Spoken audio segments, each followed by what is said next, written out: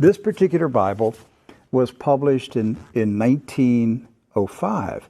Now, the reason I brought it out is that I want to show a map that's in this Bible. Now, mind you, the Scofield Bible was not published until 1913. Right. And I have in my office an original 1913 Scofield, which was the introduction of the Zionist Masonic heresies about a future state of Israel and separating the church from Israel and all that rapture stuff. That's where it came from.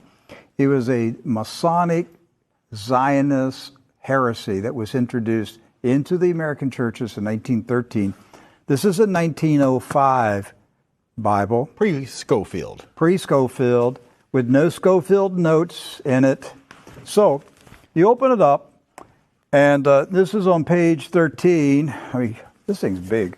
I want to show you. Here is a map of the Holy Land. And it says, what? Oh, Palestine of the Holy Land. They misspelled Israel. No. Palestine. Palestine. Huh. And all these Christian Zionists that tell me, Rick, there's never been a Palestine. All right, so here's a still. There it is. Let's zoom in and show you here. Yeah. So, yeah, you hear these people like John Hagee, there's never been a Palestine. Well, look at this Bible map from 1905. And most Bibles Yes. from then had a map of Palestine. And Palestine is in the Bible itself, in the Old Testament. So we're showing you this just because I'm trying to break through the propaganda, the confusion, the lies that the Zionists have implanted in millions of minds of Christians in America and told them there's never been a place called Palestine. But I have a map, Rick. Right there it is. So, with that in mind, do you know who lived in Palestine? Palestinians? Palestinians. I got that one right. Palestinians. And Palestinians were Jewish, Christian, And Muslim. and Muslim.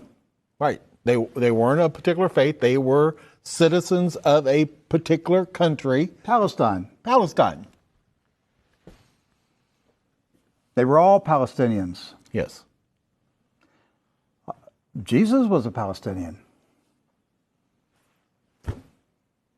Look at this. Okay? So Israel has never meant a political country. It's always meant the people of God. Yes. The called out ecclesia, the people of God. That's what Israel means. It's not a political country. With that in mind, we're going to show you some of the scenes of the violence that's taking place in Palestine this week, because here's what's happened.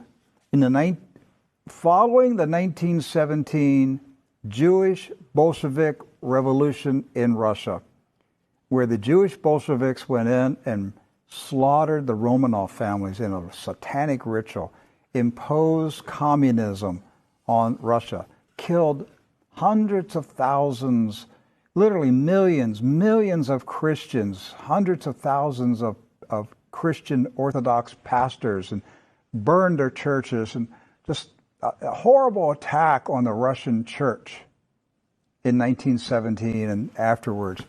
Then they began to infiltrate Palestine in the 1920s and the 30s.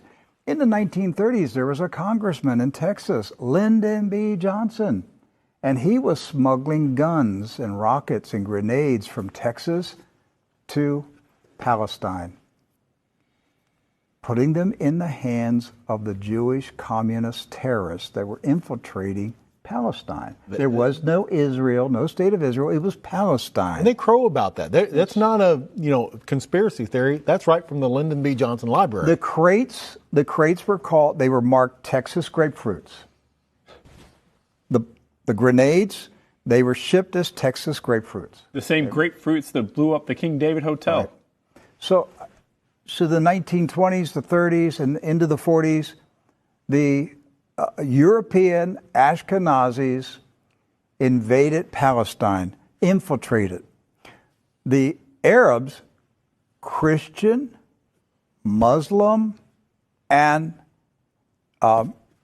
Jewish, all Palestinians, were alarmed by the arrival of the communist Ashkenazis from Europe. The so-called Jewish settlers were killing.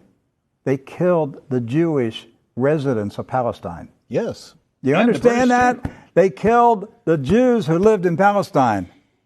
They killed Christians. They killed Muslims.